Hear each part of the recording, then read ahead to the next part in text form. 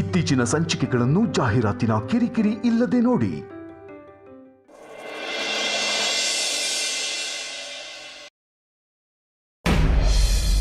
ಅಮ್ಮ,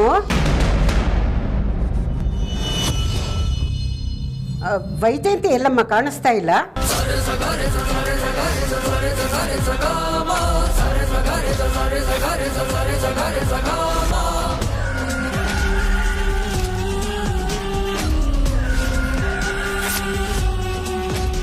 ಅಮ್ಮ, ನಿನ್ನೆ ಕೇಳ್ತಾ ಇರೋದು, ಮಾತಾಡೋ.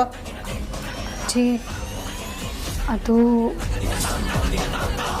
ಪೂಜೆ ಹೊತ್ತಿನಲ್ಲಿ ಮನೆಯಲ್ಲಿ ಇಲ್ಲ ಅಂದ್ರೆ ಏನಮ್ಮ ಅರ್ಥ?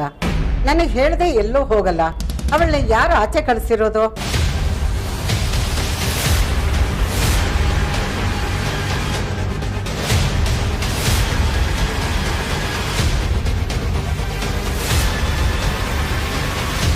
ಅಜ್ಜಿ, ಐಮ್ ಸಾರಿ, ನಾನು ನಿಮಗೆ ಹೇಳೋದು ಮರ್ತೋದೆ.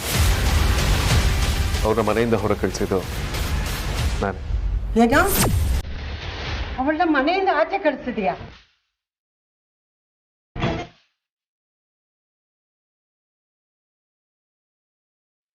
ಅಜ್ಜಿ, ಅಂದ್ರೆ ಅವರು ಮನೇಲಿ ಕೆಲಸ ಅಚ್ಚುಕಟ್ಟಾಗಿ ಮಾಡ್ತಿರ್ಲಿಲ್ಲ, ಅದಕ್ಕೆ ಆಫೀಸಿಗೆ ಕಳಿಸಿದೆ.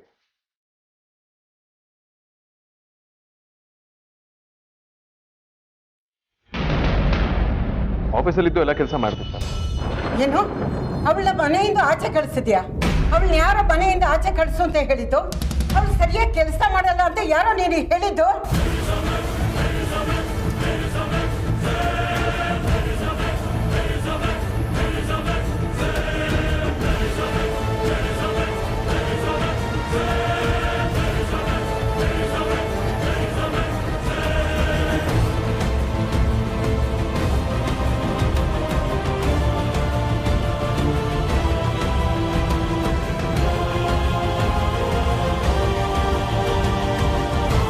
ಅಮ್ಮನೇ ಹೇಳಿದ್ದು.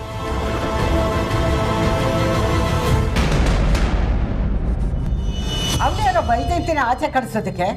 ಅವಳು ಬಂದಿರೋದು ಅವಳು ಚಾಕರಿ ಮಾಡೋದಕ್ಕಲ್ಲ, ನನ್ನನ್ನು ನೋಡ್ಕೊಳ್ಳೋದಕ್ಕೆ.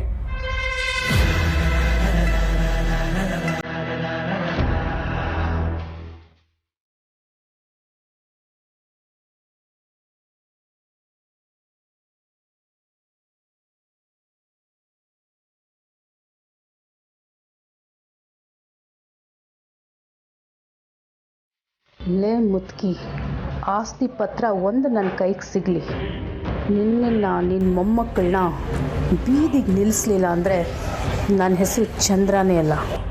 ವೇದಾಂತ್, ನನಗೊಂದು ಮಾತು ಹೇಳಿದೆ.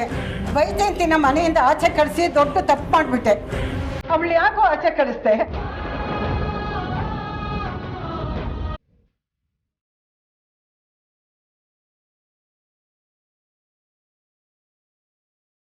ಅವಳು ಈ ಮನೆ ಕೆಲಸದವಳಲ್ಲ ಕಣೋ, ನನ್ನ ಮಗಳಿದ್ದಾಗೆ. ಅವಳು ಈ ಮನೆಯಲ್ಲಿ ಇದ್ರೇನೆ ನಾನು ಇಲ್ಲಿರೋದು.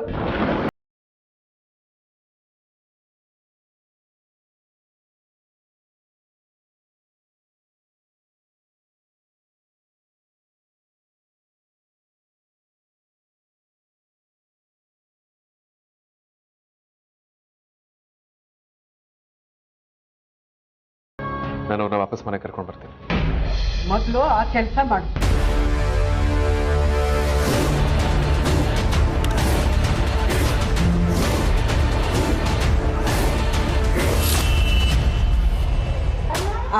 ಅಮ್ಮ, ಇವತ್ತು ಸಂಕ್ರಾಂತಿ ಹಬ್ಬ. ಯಾರು ಮುಖ ಸಪ್ಪೆ ಮಾಡ್ಕೊಳ್ಳೋದು ಬೇಡ. ಎಲ್ರಿಗೂ ಎಳ್ಳು ಬೆಲ್ಲ ಹಂಚಮ್ಮ. ಸರಿ ಅಜ್ಜಿ.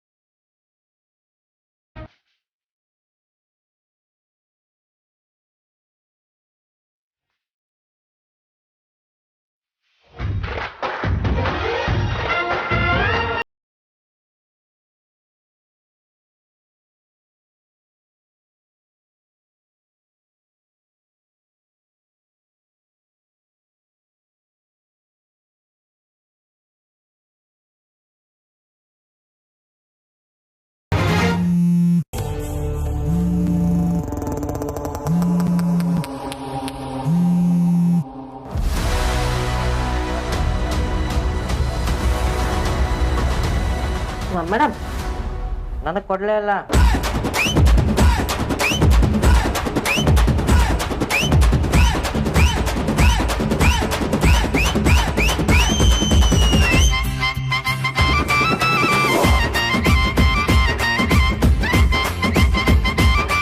ಕಾಂತ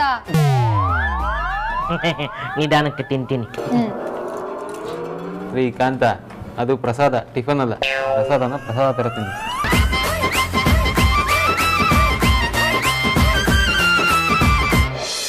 ನನಗೆ ಬೇಡ ನೋಡಿ ನನ್ನ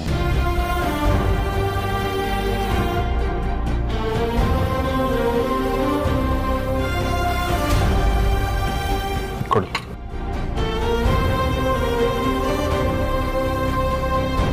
ತಗೋಬೇಕು. ಬೇಡ ಅಗ್ರಜ. ವಿಕ್ರಾಂತ್, ಯಾಕೆ ಹೀಗೆ ಆಡ್ತಿದ್ಯಾ? ತಗೋ. ಬೇಡ ಅಗ್ರಜ. ಏನಾಗಿದೆ ನಿನಗೆ? ಯಾಕೆ ಈ ರೀತಿ ಬಿಹೇವ್ ಮಾಡ್ತಿದ್ಯಾ? ನೀನು ಮಾಡ್ತಿರೋದು ಸರಿ ಇಲ್ಲ ಅಗ್ರಜ. ನಾನೇನು ಮಾಡಿದೆ? ಮುಂಚೆ ಆದರೆ ಏನೇ ವಿಷಯ ಆದರೂ ನಮ್ಮ ಹತ್ರ ಡಿಸ್ಕಸ್ ಮಾಡ್ತಿದ್ದೆ. ಯಾವುದೇ ಚಿಕ್ಕ ವಿಷಯನೂ ಇನ್ಫಾರ್ಮ್ ಮಾಡ್ತಿದ್ದೆ. ಆದರೆ ಈಗ ಆಸ್ತಿನ ಅಮ್ಮನ ಹೆಸ್ರಿಗೆ ಬರೆಯೋ ದೊಡ್ಡ ನಿರ್ಧಾರ ತಗೊಂಡಿದ್ರು ನಮಗೊಂದು ಮಾತು ಹೇಳಿಲ್ಲ.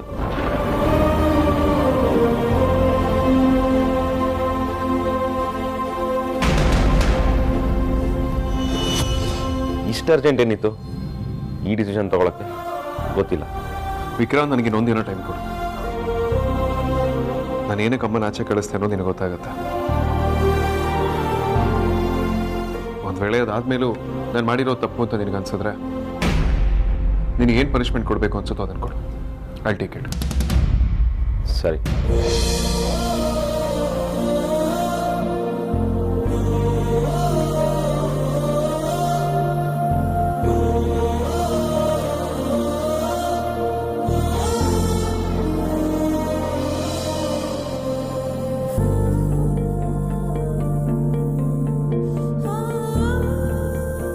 ನಾಳೆವರೆಗೂ ವೇಟ್ ಮಾಡು ಅಂದರೆ ಏನರ್ಥ? ನಾಳೆ ಏನು ಬೇಕಾದರೂ ಆಗ್ಬೋದು ಅಂತನಾ? ಅಥವಾ ಇವನ್ಗೇನಾದರೂ ಚಂದ್ರನ ಮೇಲೆ ಡೌಟ್ ಬಂದಿರಬಹುದಾ?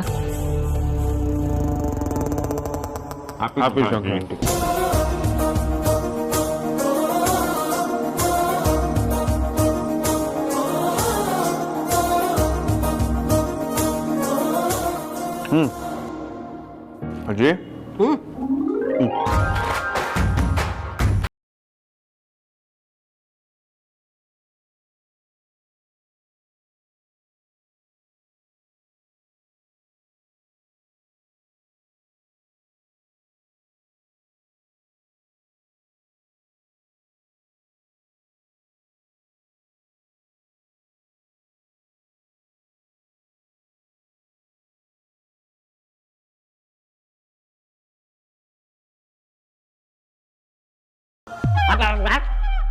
ನಾನು ನಿಮಗೆ ಒಂದು ಡಾಕ್ಯುಮೆಂಟೇಶನ್ ರೆಡಿ ಮಾಡೋದಕ್ಕೆ ಹೇಳಿದ್ನಲ್ಲ, ಮಾಡಿದ್ರಾ? ಎಲ್ಲ ರೆಡಿ ಇದೆ. ಅದು ಸಂಕ್ರಾಂತಿ ಹಬ್ಬ ಅಲ್ವಾ, ಎಳ್ಳು ಬೆಲ್ಲ ತಿನ್ನೋ ಜೋಶಲ್ಲಿ ಮರ್ತುಬಿಟ್ಟು ಬಂದ್ಬಿಟ್ಟಿದ್ದೀನಿ. ಹಿಂಗೋಗಿ ತಗೊಂಬಂದ್ಬಿಡ್ತೀನಿ. ಸಂಜೆ 6 ಗಂಟೆ ಅಷ್ಟೊಳಗೆ ಡಾಕ್ಯುಮೆಂಟೇಶನ್ ರೆಡಿ ಇರಬೇಕು. ಇಲ್ಲ ಪರ್ಮನೆಂಟ್ ದೇವಸ್ಥಾನ ಮುಂದೆ ಪ್ರಸಾದಕ್ಕೆ ನಿಂತ್ಕೊಳ್ಬೇಕಾಗುತ್ತೆ. ಹೋಗ್ತೀನಿ ಬಾ.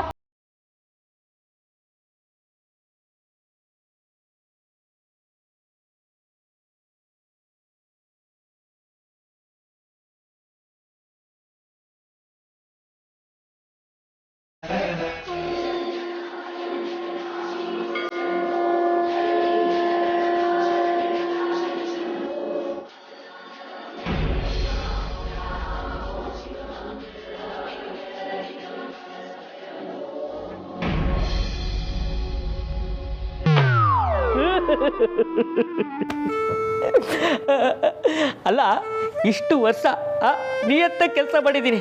ನಮ್ಮ ಬಾಸ್ ನೋಡಿದ್ರೆ ಅವ್ರ ಆಸ್ತಿ ಎಲ್ಲರೂ ಅವ್ರ ಅಮ್ಮಂಗೆ ಬರೆದಿಟ್ಟಿದ್ದಾರೆ. ನನ್ನ ಹೆಸರಿಗೆ ಒಂದು 2 ಎಕರೆ ಆದರೂ ಬರೀಬಾರ್ದಿತ್ತ?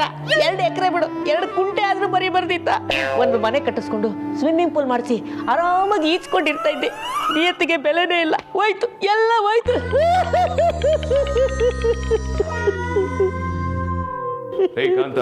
ಏನ್ರಿ ಅದು? ಬಾಸ್,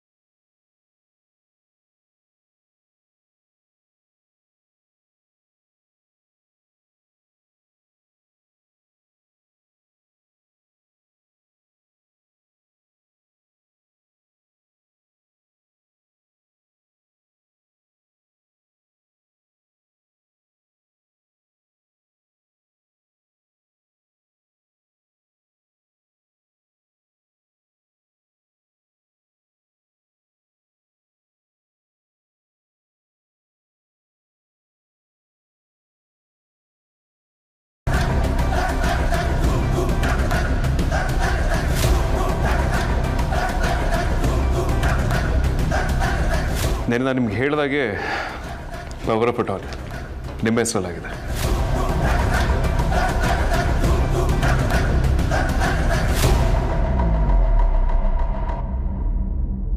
ನನ್ನ ಹತ್ರ ದುಡ್ಡಿಲ್ಲ, ಎಲ್ಲದಕ್ಕೂ ನಿಮ್ಮ ಮೇಲೆ ಡಿಪೆಂಡ್ ಆಗಬೇಕು ಅಂತ ನೀವು ಬೇಜಾರು ಮಾಡ್ಕೊಳ್ಳೋ ಅವಶ್ಯಕತೆ ಇಲ್ಲ. ಅತ್ತೆ, ಸಂಸಾರ ಆದಮೇಲೆ ಒಂದು ಮಾತು ಬರುತ್ತೆ ಹೋಗುತ್ತೆ, ಅದಕ್ಕೆಲ್ಲ ತಲೆ ಕೆಡಿಸ್ಕೊಂಡ್ರೆ ಹೇಗೆ ಅತ್ತೆ? ನನಗೆ ನಿಮ್ಮ ಮೇಲೆ ಯಾವುದೇ ಥರ ಬೇಜಾರಿಲ್ಲ. ಎಷ್ಟೇ ಆದರೂ ನೀವು ಆಶ್ರಮದಲ್ಲಿದ್ದು ಬಂದವರು, ಯಾವುದೇ ಥರ ಶ್ರೀಮಂತಿಕೆನ ಅನುಭವಿಸಿರಲ್ಲ. ಅದು ಅಲ್ಲದೆ ನೀವು ದಾನ ಧರ್ಮ ಎಲ್ಲ ಮಾಡ್ತೀರಾ. ಅದಕ್ಕೆ ಈ ಆಸ್ತಿ ಪೂರ್ತಿ ನಿಮ್ಮ ಹೆಸರಿಗೆ ಹೋದರೆ ತುಂಬ ಚೆನ್ನಾಗಿರುತ್ತೆ ಅನಿಸುತ್ತೆ.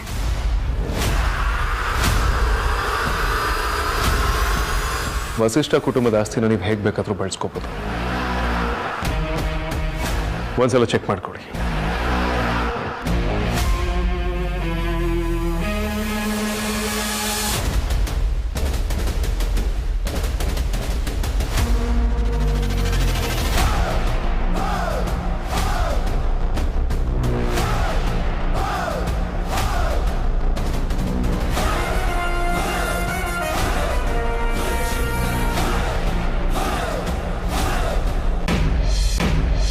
ವೇದಾಂತ್, ಏನಪ್ಪ ಇದೆಲ್ಲ? ಹೌದಮ್ಮ, ನಿಮ್ಗೆ ಯಾವತ್ತೂ ನನ್ನ ಹತ್ರ ಏನೂ ಇಲ್ಲ ಅಂತ ನೋವಾಗಬಾರ್ದು.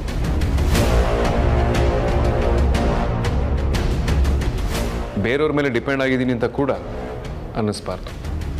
ಅದಕ್ಕೆ ಇದನ್ನು ನಿಮ್ಮ ಹೆಸರು ಮಾಡಿರೋದು. ಸಂತೋಷನಾ? ವೇದಾಂತ್, ನೀನು ಈ ಮನಸ್ಥಿತಿಗೆ ನಾನು ಏನು ಹೇಳಬೇಕು ಅಂತ ನನಗೆ ಗೊತ್ತಾಗ್ತಾ ಇಲ್ಲ.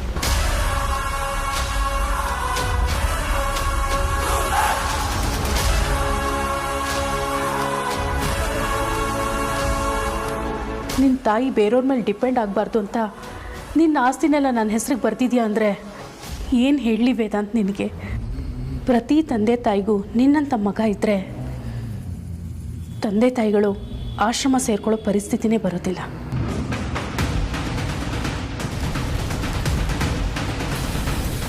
ನಿನ್ನಂಥ ಮಗನ ಪಡೆಯೋದಕ್ಕೆ ನಾನು ತುಂಬ ಪುಣ್ಯ ಮಾಡಿದ್ದೆ ಅನಿಸುತ್ತೆ.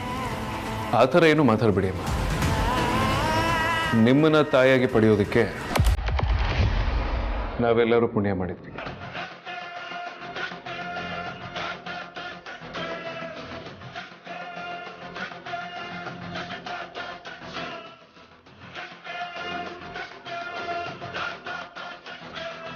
ಮನ್ಸು ಮಾಡಿದ್ರೆ ಏನು ಬೇಕಾದರೂ ಮಾಡ್ಬೋದು ಅನ್ನೋದಕ್ಕೆ ನಾನೇ ಜೀವಂತ ಸಾಕ್ಷಿ. ಉದ್ದೇಶ ಕೆಟ್ಟದಾಗಿದ್ರೇನಂತೆ, ನಾವು ಚೆನ್ನಾಗಿದ್ದರೆ ಸಾಕಷ್ಟೆ. ಈಗ ಹೇಗೂ ವಸಿಷ್ಠ ಫ್ಯಾಮಿಲಿ ಆಸ್ತಿ ನನ್ನ ಹೆಸರಲ್ಲಿದೆ. ಇನ್ಮೇಲೆ ಯಾರೂ ನನ್ನನ್ನು ಏನೂ ಮಾಡೋಕ್ಕಾಗೋದಿಲ್ಲ. ಈ ವರ್ಷದಿಂದ ಈ ಮನೆಗೆ ನಾನೇ ಯಜಮಾನಿ. ಇವ್ರನ್ನೆಲ್ಲ ಒದ್ದು ಆಚೆ ಹಾಕಿದ್ರೆ ನಾನು ಆಮೇಲೆ ಆರಾಮಾಗಿರ್ಬೋದು.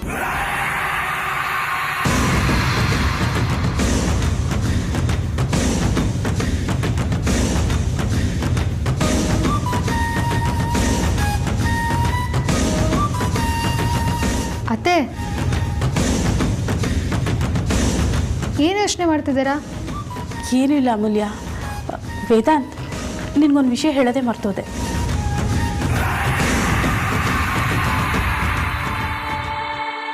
ಇವತ್ತು ನಮ್ಮ ಆಶ್ರಮದಲ್ಲಿ ಫಂಕ್ಷನ್ನ ಇಟ್ಕೊಂಡಿದ್ದಾರಂತೆ. ನಾನು ಬರಲ್ಲ ಅಂತ ಹೇಳಿದೆ, ಆದರೂ ನನ್ನನ್ನು ಬಿಡ್ತಿಲ್ಲ. ತುಂಬ ಬಲವಂತ ಮಾಡ್ತಾ ಇದ್ದಾರೆ.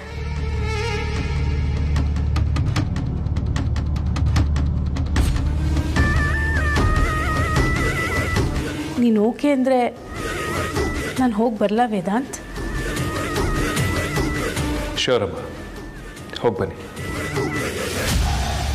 Thank you Vedant.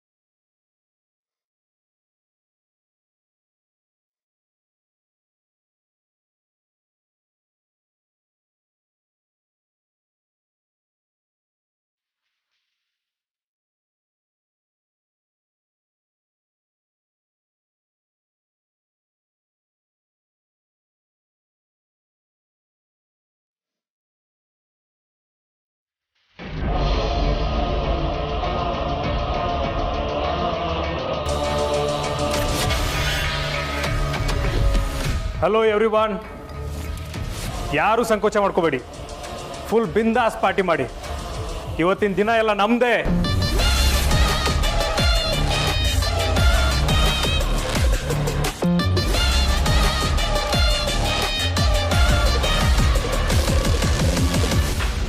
Cheers everyone.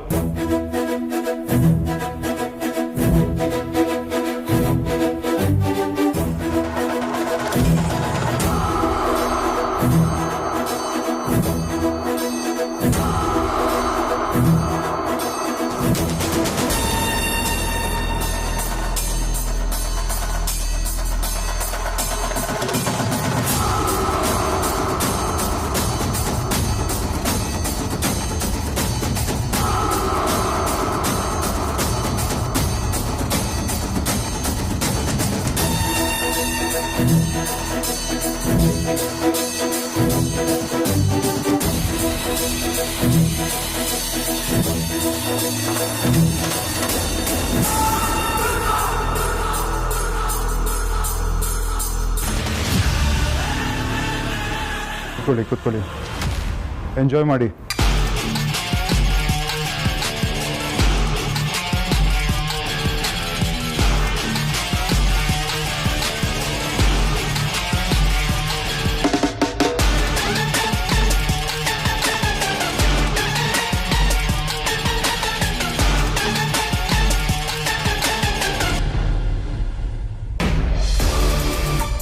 ಅಣ್ಣ, ಅತ್ತಿಗೆಯಲ್ಲಿ ಅವರು ರೆಡಿ ಆಗ್ತಿದ್ದಾರೆ. ಏಕೆ? ಏನೂ ಇಲ್ಲಣ್ಣ, ಹಾಗೆ ಕೇಳಿದೆ. ಸ್ವಲ್ಪ ವೇಟ್ ಮಾಡು. ಆ ವೈದೇಹಿ ಗೆಟಪಿಂದ ನಾರ್ಮಲ್ ಗೆಟಪ್ಗೆ ಸ್ವಲ್ಪ ಟೈಮ್ ಆಗುತ್ತೆ.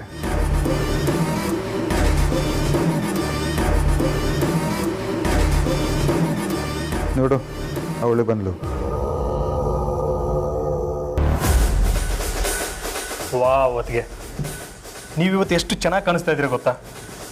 ನಿಮ್ಮನ್ನ ಈ ರೀತಿ ನೋಡಿ ಅದೆಷ್ಟು ದಿನ ಆಗಿತ್ತು. ನಿಮ್ಮ ಮುಖದಲ್ಲಿ ಮಹಾಲಕ್ಷ್ಮಿ ಕಳೆ ಕಾಣಿಸ್ತಾ ಇದೆ. ಹೌದು ತೇಜಸ್, ಇಷ್ಟು ದಿನ ವೈದೇಹಿ ಗೆಟಪ್ ಹಾಕೊಂಡು ನನಗಂತೂ ಬೋರ್ ಆಗೋಗಿತ್ತು.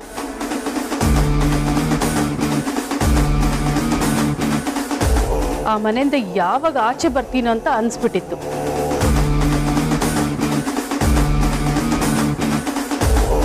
ಕೊನೆಗೂ ನಾವು ಅಂದ್ಕೊಂಡಂಗೆ ಆಯಿತು. ಆ ವಶಿಷ್ಠ ಫ್ಯಾಮಿಲಿ ಆಸ್ತಿ ಈಸಿಯಾಗಿ ನಮ್ಮ ಹೆಸರಿಗೆ ಬಂತು.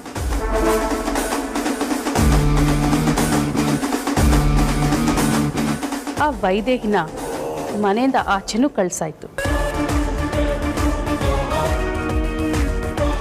ಇನ್ನೇನೇ ಇದ್ರೂ ಅವ್ರನ್ನೆಲ್ಲ ಮುಗಿಸಿ ಮಣ್ಣು ಎಳೆಯೋದೇ ಬಾಕಿ ಇರೋದು.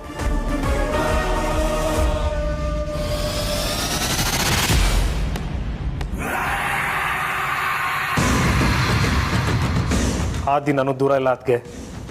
ಆದಷ್ಟು ಬೇಗ ಅವ್ರನ್ನೆಲ್ಲ ಮುಗಿಸೋಕೆ ಪುರೋಹಿತರ ಹತ್ರ ಮುಹೂರ್ತ ಫಿಕ್ಸ್ ಮಾಡಿಸ್ತೀನಿ.